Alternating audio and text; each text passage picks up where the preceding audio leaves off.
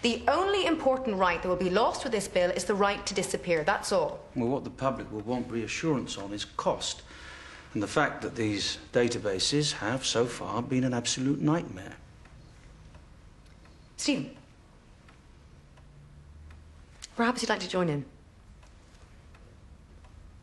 Yes, Mr. Gibbon says is quite correct. They're a complete nightmare. When governments manage them, that is. And even when they are contracted out, they micromanage them to death and the costs go through the roof. But TIA could work. It will work. Yes, when handled by the right people in the private sector. I mean, that's why... But I'm not sure I agree with the Minister. You see, having read this is such a sea change from where we were 10, 15 years ago. Not at all. I mean, in Quarendo, they've known about each and every one of us for years.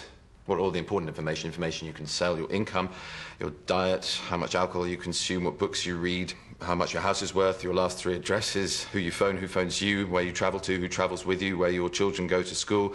It would take about 4 minutes for them to do a complete breakdown of any single one of us and then predict with a fair degree of certainty, anything up to 95%, what our attitudes would be to law and order, change, risk, what kind of person we're most likely to marry, the exam grades our children will achieve, where we are on every given day, our life expectancy, and the amount of tax your estate would yield when you die. I mean, according to this, anyone who thinks TIA is alien or foreign to this country has been asleep for a decade, probably several. These people have been making a fortune out of prying into your lives, and you couldn't legislate against them or their type if you tried, not unless you banned credit cards and the internet, which would be rather,